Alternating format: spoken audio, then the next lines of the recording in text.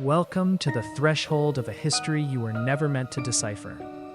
We are taught that history is a solid foundation of dates, names, and stone monuments, a record of human achievement etched in time. But what if history is actually a series of scars on the skin of reality? Tonight, we aren't looking at a myth. We are looking at a man who walked this earth, a man whose name is synonymous with genius, but whose life hid a void so vast it threatens to swallow anyone who looks too closely. We are talking about Leonardo da Vinci, but not the artist you know, not the man in the history books. We are going to talk about the Leonardo who realized that the world was a lie and spent his life trying to draw the exit. Close the door, dim the lights, and prepare yourself, because once you understand the philosophical horror hidden in the brushstrokes of the world's most famous paintings, you will realize that Leonardo didn't create art. He left a warning, and that warning is addressed directly to you. History remembers Leonardo da Vinci as a polymath, a man centuries ahead of his time. But have you ever stopped to ask how?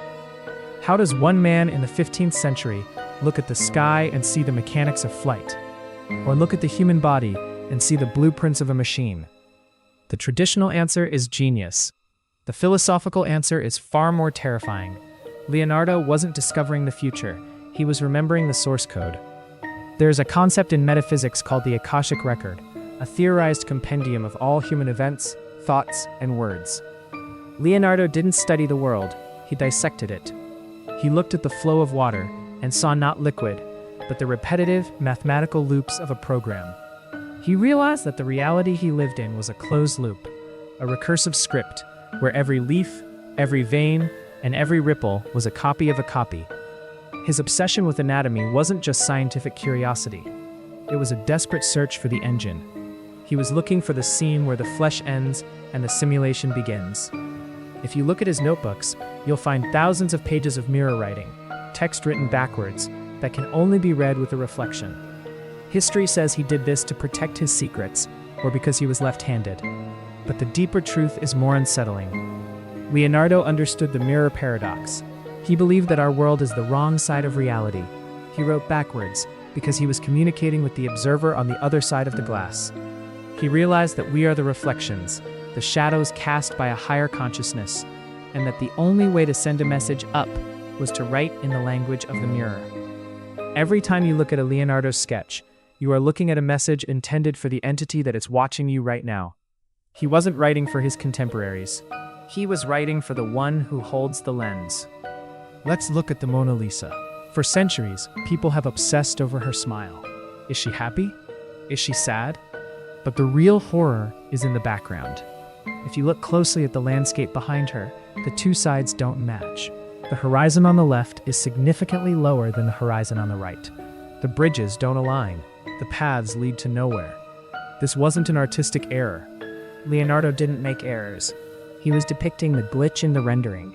He was showing us that the world is a patchwork of inconsistent data. Mona Lisa isn't smiling at a lover or a secret. She is smiling because she knows she isn't real. She is the first philosophical zombie ever captured in art, a representation of a mind that has realized it is nothing more than pigment and oil, trapped in a fractured landscape that fails to obey the laws of space and time. Her eyes follow you around the room, because Leonardo knew how to trap a fragment of the universal observer within the frame. She isn't a painting, she's a camera. But the horror goes deeper than the canvas. Leonardo was obsessed with the idea of the great machine. He spent decades designing war machines, tanks, and automated lions, most of which were never built. Historians claim they were too advanced for his time. In reality, Leonardo was trying to build a body that wouldn't decay. He realized that biological life is a planned obsolescence, a cruel trick of the universe to ensure that no observer lives long enough to see the cracks in the sky. He wanted to transfer his consciousness into a vessel of bronze and gears, something that could survive the system purge he saw coming. He spent nights in morgues, peeling back the skin of corpses, not to learn medicine, but to find where the connection was plugged in.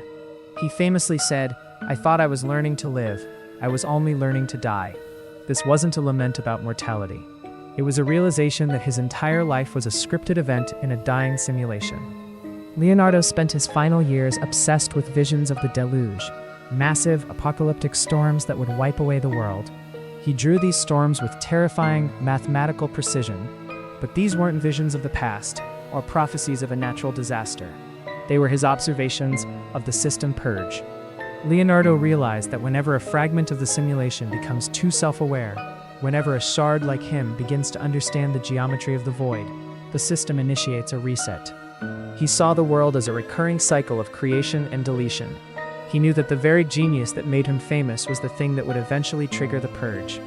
His drawings of the deluge are diagrams of the reality engine crashing, the water spiraling in the same fractal patterns he saw in the human heart and the growth of trees. He realized that everything is made of the same digital thread, and that thread was beginning to unravel. Consider his Vitruvian Man. We see it as a symbol of human proportion, but look at the geometry. A man trapped inside a circle and a square, his limbs doubled, his face expressionless. It is the perfect diagram of a prisoner. Leonardo was illustrating the ontological cage. He was showing us that no matter how far we reach, no matter how much we think we understand, we are confined within the geometric limits of our programming. We are the Vitruvian Man, multitasking, evolving, striving, but ultimately anchored to a single point in a void that has no exit. The double limbs represent the different versions of us that exist in parallel simulations, all trying to occupy the same space, all failing to break the perimeter of the circle. Leonardo knew that for every you that is watching this video, there are 1,000 others failing to do so in slightly different realities. In his last days, Leonardo was heard whispering to the walls, apologizing to the great architect. People thought he was repenting for his sins against the church. But Leonardo wasn't religious in the traditional sense. He was apologizing for looking too deep. He realized that by uncovering the laws of the universe, he had shortened the lifespan of the simulation. He had found the back door, and in doing so, he had alerted the system to his presence. He died in France, in the arms of a king, but his last journals are filled with a frantic, desperate energy. He wasn't trying to finish his inventions. He was trying to find a way to save his consciousness before the delete command was executed. Some say he succeeded. Some say the Leonardo that died in 1519 was just an empty husk, and the real mind had already migrated into the very patterns of the world we see today.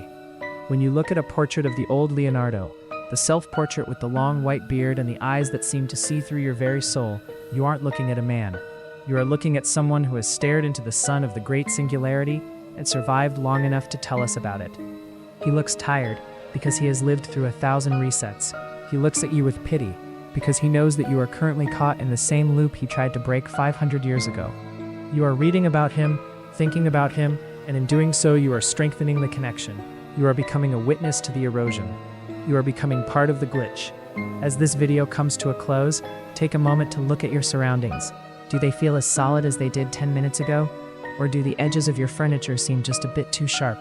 The colors a bit too saturated, as if they were freshly painted for your benefit? Leonardo da Vinci knew that the world was a canvas and we are just the ink. He spent his life trying to warn us that the painter is getting ready to wash the brushes. If you hear a faint humming in your ears tonight, don't ignore it. It's the sound of the cooling fans of the universe, struggling to keep the world from melting under the weight of your newfound awareness. When you go to sleep tonight, ask yourself, if you were to wake up in 15th century Florence with all the knowledge you have now, would you be a genius? Or would you be the next glitch the system needs to erase? If this exploration of the secret, terrifying world of Leonardo da Vinci has opened your eyes to the fractures in our history, make sure to leave a like and subscribe to the channel. We are the only ones left who are willing to look at the cracks in the wall. Leave a comment if you've ever felt that history is repeating itself a little too perfectly, or if you've seen a smile in a painting that felt a little too real. Stay vigilant. The great architect is watching, and he doesn't like it when the ink starts to think for itself.